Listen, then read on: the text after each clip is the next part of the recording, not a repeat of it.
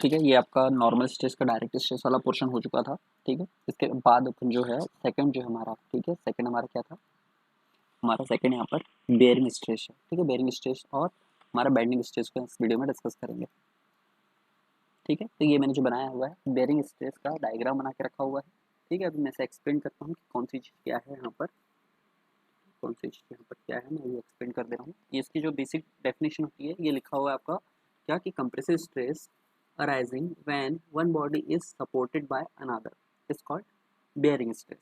ठीक है, तो इसे आप ऐसा समझिए कि सबने मेरे ख्याल से लैथ मशीन देखा हुआ है, फर्स्ट ईयर में लैथ मशीन देखा हुआ है, या कोई भी आपने हैवी इंस्ट्रूमेंट जो रहता है वो देखा हुआ है। आप लोग मटेरियल में लैब गए हुए हैं, मटेरियल की लैब गए हुए हैं आप लोग, जब ऑफलाइन क्लास थी आपकी, तो वहाँ पर आपने नोटिस किया होगा कि जो आपका यूटीएम है या आपका जो कंप्रेसिव टेस्टिंग मशीन है ना, यूनिवर्सल टेस्टिंग मशीन, या जो आपका कंप्रेसिव टेस्टिंग मशीन है, वो ज़मीन तल से कुछ ऊपर उठा करके बनाया जाता है। उसका जो बेस रहता है वो कुछ ज़मीन तल से ऊंचा उठा करके बनाया जाता है। ठीक है, ये इसलिए, ये इसी स्ट्रेस को रेजिस्ट करने के लिए क्या करते हैं अपन, वहाँ पर एक प्लेटफॉर्म क्रिएट करते हैं। ठीक, तो ये जो बेयरिंग स्ट्रेस होता है, ठीक है, जो बेयरिंग स्ट्रेस होता है, ये कहाँ पर अप्लाई होगा, ये दो बॉडी, ये कहाँ पर अप्लाई होगा, ये अप्लाई होता है दो बॉडी, बॉडी वन ये एक है और बॉडी टू ये एक है। दो बॉडी जहाँ एक दूसरे के फिजिकल कांटेक्ट में होगी, कांटेक्ट में कौन सा है, ये आपको दिख रहा है ग्रीन कलर से मैंने हैच करा हुआ है। ये दोनों बॉडी एक दूसरे से इस ग्रीन कलर का जो एरिया है जो हैच किया हुआ है मैंने, इससे कांटेक्ट पर है। ठीक है, जब फिजिकल कांटेक्ट में होती है तो इनका जो कॉमन एरिया, जो ग्रीन वाला जो एरिया जो मैंने बनाया है, वहां पर क्या लगेगा आपका, कंप्रेसिव स्ट्रेस आएगा। यहाँ पर क्या आएगा, कंप्रेसिव स्ट्रेस आएगा, और इस कंप्रेसिव स्ट्रेस को हम क्या बोलते हैं, बियरिंग स्ट्रेस बोलते हैं। दैट मीन्स हम इसे कह सकते हैं कि जिसका नेचर होगा, जो बेयरिंग स्ट्रेस का नेचर होगा वो किस प्रकार का होगा, कंप्रेसिव होगा। ठीक है, क्या होगा हमारा इसका नेचर, कंप्रेसिव होगा। ठीक है, तो ये मेरे ख्याल से आप लोग को क्लियर हो गया होगा। बेयरिंग स्ट्रेस आपका क्या होता है, हिंदी मीडियम वाले मैं बोल दे रहा हूँ, वो लिख लेंगे अपनी कॉपी में, है ना। मैं जैसा जैसा बोल रहा हूँ वैसा वैसा आपको अपनी कॉपी में लिख लेना है। क्या क्या है यहाँ पर, दो बॉडी, ठीक है, दो बॉडी जो एक दूसरे के फिजिकल, दो बॉडी जो एक दूसरे के फिजिकल कांटेक्ट में होती है, दो बॉडी जो एक दूसरे के फिजिकल कांटेक्ट में होती है, तो उनके कॉमन एरिया, तो उनके कॉमन एरिया के पार्टिकल पर, कॉमन एरिया के पार्टिकल पर, ठीक है, कॉमन एरिया ये रहा, इसके पार्टिकल पर क्या लगेगा आपका, कंप्रेसिव स्ट्रेस आता है, पार्टिकल पर कंप्रेसिव स्ट्रेस आता है, इसे ही बियरिंग स्ट्रेस कहते हैं। ठीक है, अभी देखिए जो कॉमन एरिया है, इस कॉमन एरिया को मैंने यहाँ पर निकाल लिया है, और ये जो दिख रहे हैं आपको रेड रेड जो एरो बनाए हुए हैं, ये क्या है, आपके कंप्रेस कर रहे हैं। ठीक है, ये जो लोड लग रहा है ये इसका विरोध करेगा, सेकंड जो फर्स्ट वाला जो है बॉडी, फर्स्ट वाली बॉडी पे जो लोड लग रहा है, वो सेकंड वाली बॉडी क्या करेगा, ट्रांसफर करेगा किस पे, पहले वाली बॉडी पर, और पहली वाली बॉडी इस लगाए जा रहे वाले लोड, इस लगाए जाने वाले लोड का क्या करेगा,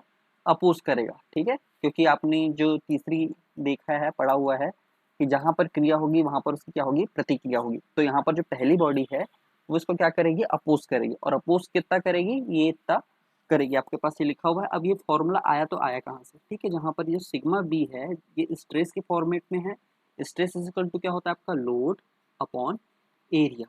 ठीक है, तो आपने इसे क्या कर दिया है, P is equal to sigma B A B कर दिया है। ठीक है, इस फॉर्मेट में आपने इसे लिख लिया। आई होप बियरिंग स्ट्रेस आपको क्लियर हो गया होगा। ठीक है, अब जो मेरा तीसरा जो है ना, तीसरा हमारा क्या है, बेंडिंग स्ट्रेस। तीसरा हमारा क्या है, बेंडिंग स्ट्रेस।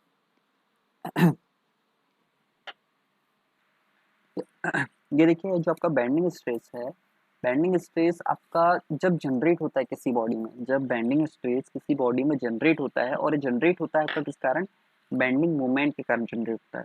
बेंडिंग स्ट्रेस जो जनरेट होता है वो किस कारण होता है, बेंडिंग मोमेंट के कारण आपका बेंडिंग स्ट्रेस जनरेट होता है। और जब किसी बॉडी में बेंडिंग स्ट्रेस यदि जनरेट हो जाए, यदि किसी बॉडी में बेंडिंग स्ट्रेस जनरेट हो जाए, तो उस बॉडी में टेंशन और कंप्रेशन क्या हो जाता है, जनरेट हो जाता है। ठीक है, टेंशन और आपका कंप्रेशन स्ट्रेस क्या हो जाता है, जनरेट हो जाता है। ठीक है, तो इसे समझने के लिए यहाँ देखिए,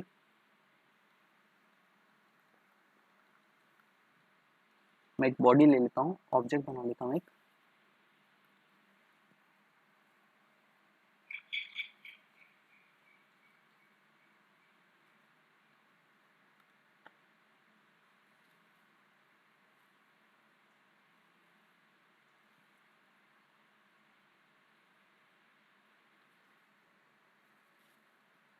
ठीक है, ये मेरा कोई ऑब्जेक्ट है और इस पर एक लोड लगा है। ठीक है, एक ऑब्जेक्ट है, इस पर एक लोड लगा है, मैंने क्या करा, पी लोड लगाया। ठीक है, और ये जो ऑब्जेक्ट है ये इस पर इस प्रकार से सपोर्ट लगा हुआ है, एक रोलर है और एक हिंज है। ठीक है, अब ये आपका लगा हुआ है लोड। ठीक है, लोड लगा हुआ है, लोड लगा हुआ है और यहाँ से क्या लग रही है, आपकी रिएक्शंस जनरेट हो रही है। लोड है और क्या है, रिएक्शंस है। लोड और रिएक्शंस होने के कारण क्या हो रहा है, यहाँ पर मोमेंट जनरेट हो जा रहा है। लोड और ये रिएक्शन होने के कारण यदि केवल आप इतना पोर्शन देखें, यदि आप केवल अभी इतना ही पोर्शन देखें, है ना, तो यहाँ पर क्या हो गया आपका, कपल जनरेट हो गया है। कपल जनरेट हो गया मतलब यहाँ पर क्या हो गया, आपका मोमेंट लगना स्टार्ट जाएगा आपकी बॉडी में। ठीक है, जिसके कारण क्या है, यहाँ पर आप ये समझिए कि यहाँ पर बेंडिंग मोमेंट लग चुका है। बेंडिंग मोमेंट लगने के कारण जो आपकी बॉडी है, ठीक है, बेंडिंग मोमेंट लगने के कारण जो आपकी बॉडी है वो इस प्रकार से परिवर्तित हो जाएगी। इस रूप में कैसे जाएगी, परिवर्तित हो जाएगी।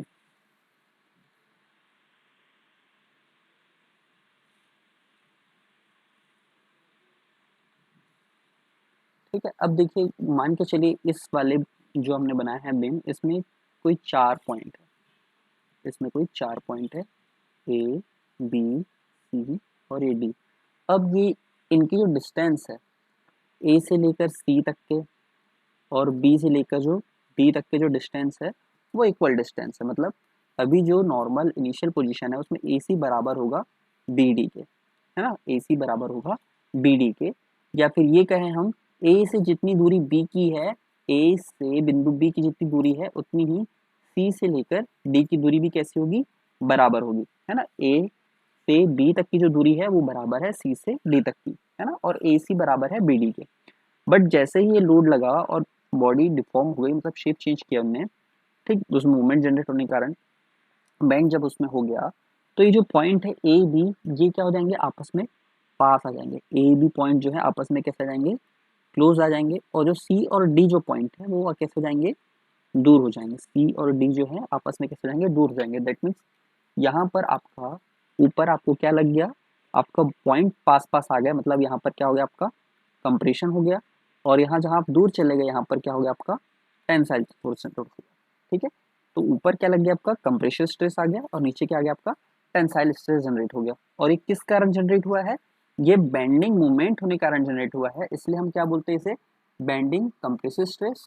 ठीक है, और टेंसाइल स्ट्रेस जनरेट हुआ है तो इसे क्या बोलेंगे, बेंडिंग टेंसाइल स्ट्रेस बोलेंगे। ठीक है, इस प्रकार से इसका एक्चुअल डायग्राम ये होता है ना, मतलब समझने के लिए आपको बता दिया है यहाँ पर। इसमें डायरेक्शन देख लीजिए, है ना, ये जो डायरेक्शन है ये कंप्रेशन के हैं और जो आपका है डायरेक्शन ये किसका है, टेंसाइल के लिए। ठीक है, अब देखिए यहाँ पर एक और चीज़ में थोड़ी सी आपको डिटेल दे देता हूँ। सबने ब्रिज तो देखा हुआ है ना। ब्रिज में मेरे ख्याल से बहुत लोगों ने ये देखा होगा कि बियरिंग प्लेट लगाई जाती है। ठीक है, ब्रिज में बियरिंग प्लेट लगाई जाती है ना, ब्रिज में आपकी क्या है, बियरिंग प्लेट्स लगाई जाती है।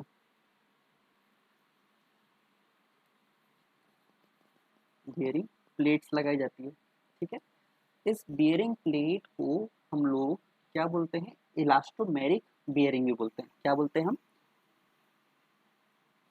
इलास्टोमेरिक बियरिंग भी बोलते हैं। ठीक है, क्या बोलेंगे हम, इलास्टोमेरिक, इलास्टोमेरिक बियरिंग भी बोलते हैं। ठीक है, अब इलास्टोमेरिक बियरिंग में क्या क्या चीज़ होता है, स्टील की कुछ प्लेट होती है। ठीक है, स्टील की प्लेट होती है, इनकी संख्या चेंज हो सकती है, 4 भी हो सकती है, 6 भी हो सकती है, 5 भी हो सकती है, डिपेंड करता है वहाँ पर किस प्रकार का बियरिंग स्ट्रेस जनरेट हो रहा है। ठीक है, स्टील की प्लेट रहेगी और ये स्टील की प्लेट जो रहती है कवर किससे रहती है, इलास्टोमर पैड से। ये किससे कवर रहती है, इलास्टोमर पैड से कैसी होती है, कवर होती है। इलास्टोमर पैड से क्या होगी, कवर होगी। आपको मैं इसको व्हाट्सएप में इमेज भेज दूंगा। ठीक है, मेरे पास पड़ी हुई है इसकी आइसोमेट्रिक व्यू वाली, आपको मैं भेज दूंगा इसकी इमेज। ठीक है, इसकी बेयरिंग प्लेट की। अब ये हम प्लेट पढ़ क्यों रहे हैं, है ना, ये जो प्लेट है PLATE है ये हम ये प्लेट पढ़ क्यों रहे हैं, तो ये बियरिंग प्लेट जो है, आप लोगों ने नोटिस करा होगा कि जो हमारा गर्डर होता है ना, उसके नीचे जब हमारा ब्रिज इस प्रकार से देखेंगे आपने, जो गर्डर है इस प्रकार की पेडेस्टल निकली रहती है, ठीक है। उस पर क्या करते हैं हम लोग, ये यहाँ पर जो है, एक मिनट में कलर चेंज करके बता दे रहा हूँ, ठीक है, ये इस वाले पोजीशन पे, ठीक है, यहाँ पर और यहाँ पर हम इस बियरिंग प्लेट का उपयोग करते हैं, ठीक है। अब बियरिंग प्लेट का प्रयोग यहाँ पर क्यों कर रहे हैं, यहाँ पर ये हो रहा है कि ये वाला जो गर्डर है ये क्या कर रहा है, इस पे ये अपना लोड ट्रांसफर करने की कोशिश कर रहा है। गर्डर में से जैसे ही कोई व्हीकल गया, कोई भी सामान या कोई भी लोड जब गया, तो गर्डर ने क्या करा, लोड ट्रांसफर करा, ठीक है। अब लोड ट्रांसफर किस पे करेगा, डायरेक्ट ये इस पेडेस्टल पे करता है ना, लोड ट्रांसफर किस पे करता, इस पेडेस्टल पे करता।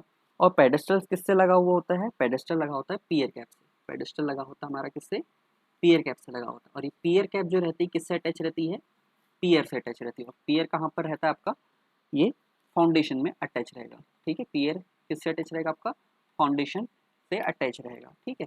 तो ये जो यहाँ पर है आपका, ये जैसे ही लोड यहाँ से ट्रांसफर हो रहा है, तो क्या करेगा, ये जो पेडिस्टल है ये इसका अपोज करेगा, ये क्या करेगा, इसका अपोज करेगा। तो यहाँ पर बियरिंग स्ट्रेस हमारी जनरेट होने लग जाती है। ये जो जोन बनाया है मैंने, ये जो जोन है यहाँ पर क्या हो जाता है, हमारा बियरिंग स्ट्रेस होना जनरेट हो जाती है, ठीक है।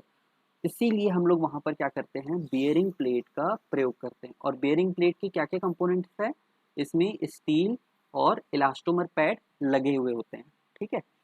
अब ये तो आपने समझ लिया, बेयरिंग स्ट्रेस आ रही है तो आपने बेयरिंग प्लेट का प्रयोग किया है, ठीक है। उसी प्रकार आपने ये इसी की बात कर रहा हूँ, है ना, बेयरिंग स्ट्रेस की बात कर रहा हूँ। उसी प्रकार आपने नोटिस करा होगा कि जो हमारा कोई भी मशीन रहती है, कोई भी मशीन जो रहती है, उसके लिए हम लोग क्या करते हैं, यहाँ पर मशीन के लिए एक प्लेटफॉर्म बनाते हैं, एक प्लेटफॉर्म बनाते हैं, या फिर एक क्या करते हैं, बेस क्रिएट करते हैं, ठीक है।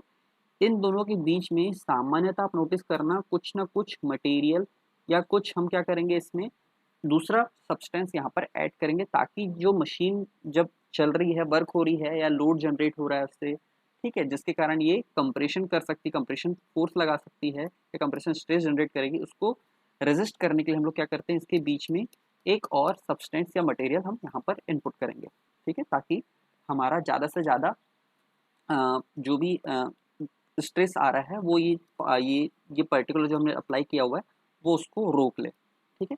तो ये हमारा हुआ बेसिक चीज़ हमारी कि कौन कौन सी स्ट्रेस की हो गई, हमारी बियरिंग स्ट्रेस हो गया हमारा, ठीक है। और हमारा जो तीसरा था बेंडिंग स्ट्रेस हो चुका है, ठीक है। ये हमारे जो नॉर्मल स्ट्रेस वाला था पोर्शन, नॉर्मल स्ट्रेस वाला जो पोर्शन था वो यहाँ पर कंप्लीट होता है। नॉर्मल स्ट्रेस के अंतर्गत हमने ये सारी डिटेल हमने पढ़ ली है। नेक्स्ट उसमें हम देखेंगे अब शेयर के बारे में, नेक्स्ट उसमें हम क्या देखेंगे, शेयर के बारे में डिस्कस करेंगे, ठीक है। Thank you.